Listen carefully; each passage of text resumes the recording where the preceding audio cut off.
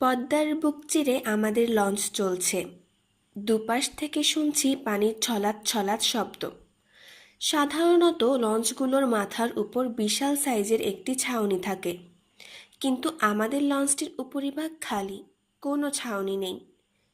আকাশটা একদম উদম, উপরে তারা নক্ষত্র ভর্তি সুবিশাল আকাশ, নিচে আছে স্রোতস্বিনী পদ্মা। চাঁদের প্রতিফলিত আলোতে নদীর পানি ঝিকমিক ঝিকমিক করছে। সে এক অদ্ভুত সুন্দর দৃশ্য। আমরা যাচ্ছি রসুলপুর গ্রামে, বরিশাল জেলার মেহেদীগঞ্জ উপজেলার প্রত্যন্ত একটি গ্রাম। সাজিদের অনুরোধ, এবারের কোরবানির ঈদটা তার সাথে তাদের বাড়িতে করতে হবে, তাই যাওয়া। তাছাড়া যখন শুনলাম পদ্মা মেঘনার সঙ্গমস্থলের উপর দিয়ে যাওয়া হবে, তখন আর লোভ সামলানো গেল না। আমি এর আগে কখনো এই নদী দুটোকে স্বচক্ষে দেখিনি, তাই বিনা অজুহাতে তার প্রস্তাবে রাজি হয়ে গেলাম। লঞ্চে আমরা ৩ জন মাত্র মানুষ, আমি, সাজিদ এবং একজন লঞ্চ চালক। মধ্যবয়স্ক এই লোকটার নাম মোহাব্বত আলী। যারা নৌকা চালায় তাদের মাঝি বলা হয়, যারা জাহাজ চালায় তাদের বলে নাবিক, যারা লঞ্চ চালায় তাদের কি বলে আমি জানি না। মোহাব্বত আলী নামের এই লোক লঞ্চের এক মাথায় জড়সড় হয়ে বসে বসে ঝিমুচ্ছে। মাঝিদের মতো তার বৈঠা চালানোর চিন্তা নেই, তেলের ইঞ্জিন।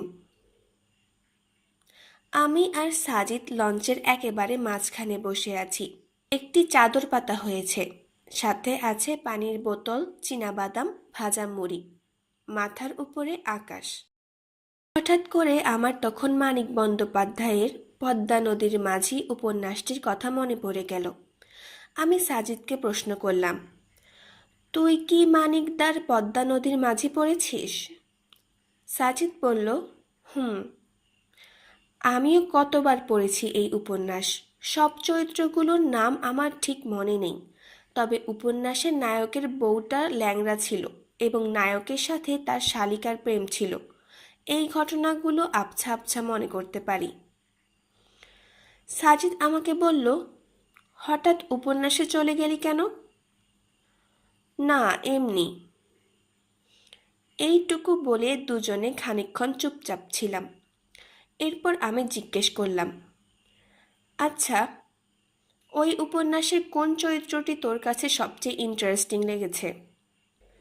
আমি ভাবলাম সাজিদ হয় উপন্যাসের নায়ক কিংবা নায়কের শালিকার কথাই বলবে, কিন্তু সাজিদ বলল, ওই উপন্যাসে ইন্টারেস্টিং ক্যারেক্টার আছে কেবল একটি, সেটি হলো হোসেন মিয়া।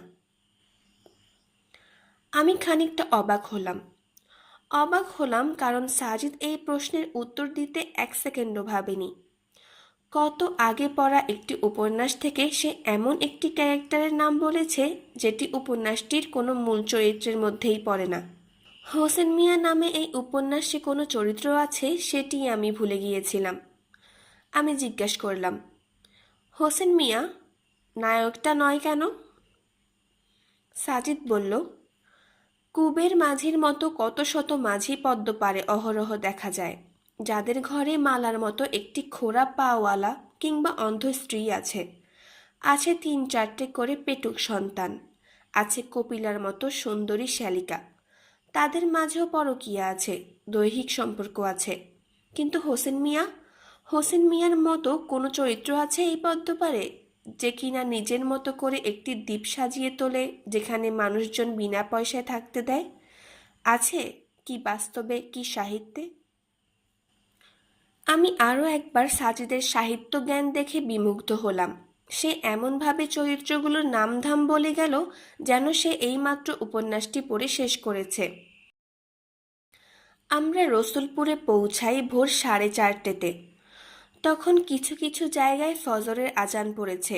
যেখানে নেমেছি সেখান থেকে বেশ কিছু পথ হাঁটতে হবে। খানিকটা হেঁটে একটা মাটির ঘরের সামনে এসে দাঁড়ালাম।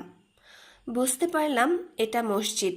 ভেতরে একটি কুপি বাতি মিটমিট করে জ্বলছে। ব্যাগপত্র রেখে দুজনে অজু করে নিলাম। মসজিদের মানুষও আমরা 3 জন। আজব, তিন সংখ্যাটা দেখি একদম পিছু ছাড়ছে না। লঞ্চেও ছিলাম তিনজন, মসজিদে এসেও দেখি আমরা তিনজন। নামাজ শেষ হয়েছে একটু আগে। আমরা বসে আছি মসজিদের বারান্দায়। আর একটু আলো ফুটলে বেরিয়ে পড়ব। ইমাম সাহেব আমাদের পাশে বসে কোরআন তিলাওয়াত করছেন। মাঝারি বয়স, দাড়িতে মেহেদি লাগিয়েছেন বলে দাড়িগুলো লালচে দেখাচ্ছে। উনি সূরা আর রহমান তিলাওয়াত করছেন। ফাবি আই আলা ইরাব্বিকুমা তুকাজ্জিবান অংশটিতে এসে খুব সুন্দর করে টান দিচ্ছেন পরাণ জুরানিয়া। আর রহমান তিলাওয়াত করে উনি কোরআন শরীফ বন্ধ করলেন। বন্ধ করে কোরআন শরীফে দুটি চুমু খেলেন। এরপর সেটাকে একবার কপালে আর একবার বুকে লাগিয়ে একটি কাপড় দিয়ে পেঁচিয়ে একটা কাঠের তাকে তুলে রাখলেন। আমরা লোকটার দিকে তাকিয়ে আছি। লোকটা আমাদের দিকে ফিরে বললেন, আমনেরা কি শহর হইতে আইছেন? সাজিদ বলল, জি। আমনেরা কি লেহাপড়া করেন? সাজিদ আবার বলল, জি। মাশাল্লাহ মাশাল্লাহ, আমনেরা শহরে পইরাও বিগড়াইয়া যান নাই, শুকর আলহামদুলিল্লাহ। লোকটার কথা আমি ঠিক বুঝিনি, সাজিদ বুঝেছে। সে জিজ্ঞেস করল, চাচা, শহরে পড়াশোনা করলে বিগড়িয়ে যায়, আপনাকে কি বলল? লোকটা হঠাৎ গম্ভীর মুখ করে বললেন, হেইয়া আবার কেডাই কইব বাপ, মোর ঘরেই তো জন্মাইছে একখান সাক্ষাৎ ইবলিশ। কি রকম? সাজিদের প্রশ্ন। মোর একুয়াই পোলা, পড়ালেখা করতে পাঠাইলাম ঢাকার শহরে। হেইয়ানে যাইয়া কি যে পড়ালেখা করছে, এখন কয় আল্লাহ বিল্লা কইয়া বলে কিচ্ছু নাই। এই যে এখন তো বাড়ি আইছে, আইয়া কইতে আছে কি বুঝছেন, কয় বলে কোরবানি দিয়া মোরা ধর্মের নামে পশু হত্যা করি। এইগুলা বলে ধর্মের নাম ভাঙাইয়া খাওনের ধান্দা হরি মোরা। কির পিক্কা যে এইডারে ঢাকায় পড়তে পারাইলাম বাপ, হালডি হরাইলে আইস এই দিন দেখা লাগতে না। লোকটার সব কথা আমি বুঝতে পারিনি, তবে এইটুকু বুঝেছি যে লোকটার ছেলে ঢাকায় পড়ালেখা করতে এসে নাস্তিক হয়ে গেছে। সাজিদ বলল, আপনার ছেলে এখন বাড়িতে আছে? হ। সাজিদ আমার দিকে ফিরে বলল, দেখেছিস, মেঘনার এত বড় বুকেও কিন্তু নাস্তিকদের বসবাস আছে। হা হা হা। সিদ্ধান্ত হলো ছেলেটার সাথে দেখা করে যাব। সকাল 9টায় ছেলেটার সাথে আমাদের দেখা হলো। বয়সে আমাদের চেয়ে ছোট হবে। জিজ্ঞেস করে জানলাম ছেলেটা জাহাঙ্গীরনগর বিশ্ববিদ্যালয়ে বাংলা বিষয় নিয়ে পড়ছে, ফার্স্ট ইয়ারে। নাম মোহাম্মদ রফিক।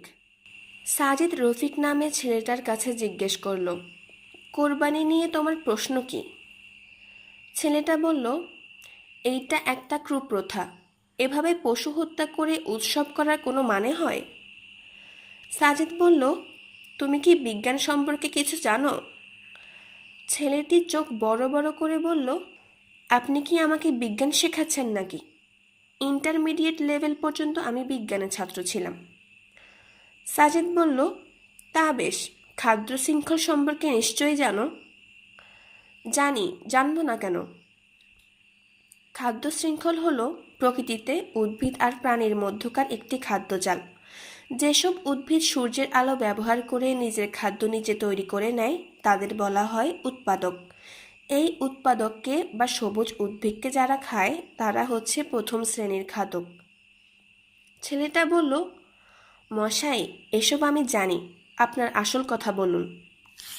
ছেলেটার কথার মধ্যে কোনো রকম আঞ্চলিকতার টান নেই, তাই বুঝতে অসুবিধে হচ্ছে না। পাশ থেকে ছেলেটার বাবা বলে উঠলেন, হেরা বয়সে কলম তোর চাইয়া বড় হইবে, মান ইজ্জত দিয়ে কথা কইতে পারো না? ছেলেটা তার বাবার দিকে তীক্ষ্ণ দৃষ্টিতে তাকালো। সে দৃষ্টিতে পড়াশোনা জানা ছেলের মূর্খ বাবার প্রতি অবজ্ঞার ছাপ স্পষ্ট। সাজিদ বলল, বেশ, তোমাদের গরু আছে? আছে। কয়টা?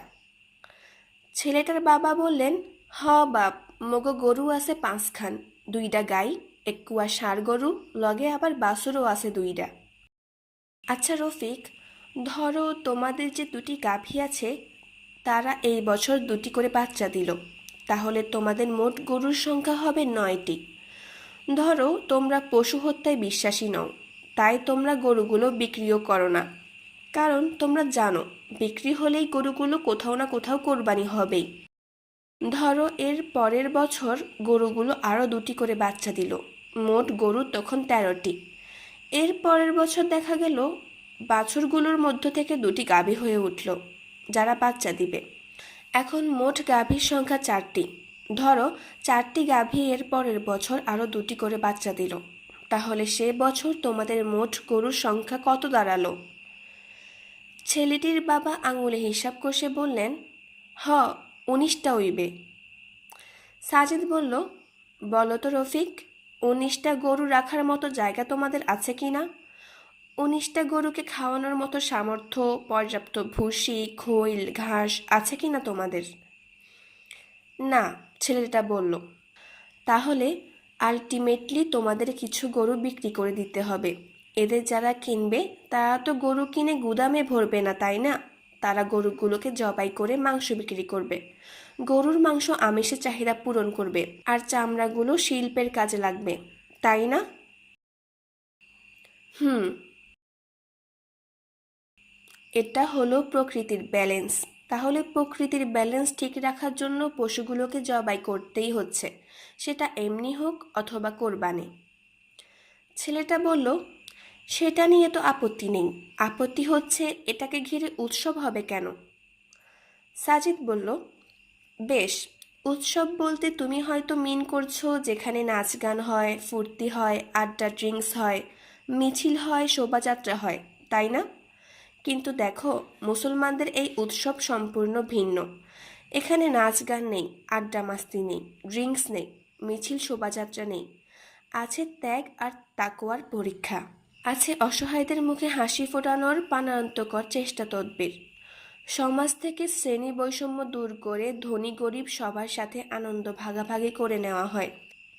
এরকম উৎসবে সম্ভবত কার্ল ম্যাক্সেরও দ্বিমত থাকার কথা না।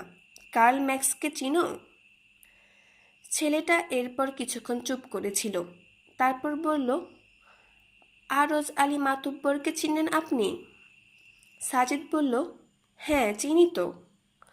কোরবানি নিয়ে ওনার কিছু যৌক্তিক প্রশ্ন আছে। কী প্রশ্ন বলো? ছেলেটা প্রথম প্রশ্নটি করল। সেটি ছিল, আল্লাহ ইব্রাহিমের কাছে তার সবচাইতে প্রিয় বস্তুর উৎসর্গের আদেশ দিয়েছিলেন, কিন্তু ইব্রাহিমের কাছে সবচাইতে প্রিয় বস্তু তার ছেলে ইসমাইল না হয়ে তার নিজ প্রাণ কেন হলো না? সাজিদ মুচকি হেসে বলল, খুবই লজিক্যাল প্রশ্ন বটে। আমি যদি আরজ আলী মাতব্বরের সাক্ষাৎ পেতাম তাহলে জিজ্ঞেস করতাম, বাংলাদেশের স্বাধীনতা যুদ্ধে যারা যুদ্ধ করে শহীদ হয়েছে তাদের কাছে তাদের নিজেদের প্রাণের চেয়ে দেশটা কেন বেশি প্রিয় হলো? কেন দেশ রক্ষার জন্য নিজেদের প্রাণটাকে মৃত্যুর মুখে ছেড়ে দিল? দুটো জিনিসই সেম ব্যাপার। ইব্রাহিমের কাছে নিজের চেয়েও প্রিয় ছিল পুত্রের প্রাণ, আর মুক্তিযোদ্ধাদের কাছে নিজের চেয়ে প্রিয় ছিল নিজের মাতৃভূমি। কিন্তু পরীক্ষার ধরন ছিল আলাদা। ইব্রাহিমকে বলা হলো প্রিয় জিনিস কুরবানি করতে, আর মুক্তিযোদ্ধাদের বলা হলো প্রিয় জিনিস রক্ষা করতে। কিন্তু আমরা দেখতে পেলাম দু দলের কারো কাছেই প্রিয় বস্তু নিজের প্রাণ নয়। সুতরাং আরজ আলী মাতব্বরের মাতব্বরিটা এখানে ভুল প্রমাণিত হলো। ছেলেটা কাচুমাচু করে দ্বিতীয় প্রশ্ন করল। আরজ আলী মাতব্বর বলেছেন, আল্লাহ পরীক্ষাটা করেছেন ইব্রাহিমকে। ইব্রাহিমের পদাঙ্ক অনুসরণ করে সেই পরীক্ষাটা কেন তার অনুসারীদের দিতে হবে? সাজিদ বলল, এইটাও খুব ভালো প্রশ্ন। আমরা মুহাম্মদ সাল্লাল্লাহু আলাইসাল্লামকে অনুসরণ করি, তাহলে আমরা কি বলতে পারি যে, কই, আমাদের উপর তো জিব্রাইল আলাইহিসসালাম ওহী নিয়ে কখনোই আসে নাই, তাহলে মুহাম্মদের উপরে আসা ওহী আমরা কেন মানতে যাব? বলো, প্রশ্নটা কি আমরা করতে পারি? ছেলেটা চুপ করে আছে। সাজিদ বলল, আরজ আলী মাতব্বরের লিডার অ্যান্ড লিডারশিপ বিষয়ে আদতে কোনো জ্ঞানই ছিল না, তাই তিনি এরকম প্রশ্ন করে নিজেকে সক্রেটিস বানাতে চেয়েছিলেন। ছেলেটা তার তৃতীয় প্রশ্ন করল। আরজ আলী মাতব্বর বলেছেন, নবী ইব্রাহিমকে তো কেবল পুত্র ইসমাইলকে কোরবানি করা সংক্রান্ত পরীক্ষাই দিতে হয়নি, অগ্নিকুণ্ডে নিক্ষিপ্ত হবার মতো কঠিন পরীক্ষাও তাকে দিতে হয়েছিল। তাহলে মুসলমানরা ইব্রাহিমের স্মৃতি ধরে রাখতে পশু কোরবানি করলেও ইব্রাহিমের আরেকটি পরীক্ষা মতে মুসলমানরা নিজেদের অগ্নিকাণ্ডে নিক্ষেপ করে না কেন? আরজ আলী মাতব্বরের আগের প্রশ্নগুলো আমার কাছে শিশুসুলভ মনে হলেও এই প্রশ্নটিকে অনেক ম্যাচিউর মনে হলো। আসলেই তো, দুইটাই ইব্রাহিম আলাইহিসসালামের জন্য পরীক্ষা ছিল। তাহলে একটি পরীক্ষার স্মৃতি ধরে রাখতে আমরা যদি পশু কোরবানি করি, তাহলে নিজেদের অগ্নিকুণ্ডে নিক্ষেপ করি না কেন? পর্দা থেকে শাঁ শাঁ শব্দে বাতাস আসতে শুরু করেছে। সাজিদ বলল, রফিক, তার আগে তুমি আমার একটি প্রশ্নের উত্তর দাও। তুমি কি শেখ মুজিবকে ভালোবাসো, তার আদর্শকে? ছেলেটা বলল, অবশ্যই। তিনি না হলে তো বাংলাদেশের অস্তিত্বই থাকতো না। তিনি আমাদের জাতির পিতা। তুমি ঠিক বলেছ। শেখ মুজিব না হলে বাংলাদেশ হয়তো কোনোদিন স্বাধীনই হতো না। সে যা হোক, শেখ মুজিবকে জীবনে দুটি বড় ধরনের পরীক্ষার মুখোমুখি হতে হয়েছিল। প্রথমে একটি দেশকে স্বাধীন করার লড়াইয়ে সামনে থেকে নেতৃত্ব দেওয়া, দ্বিতীয়ত সপরিবারে খুন হওয়া। আমি কি ঠিক বললাম রফিক?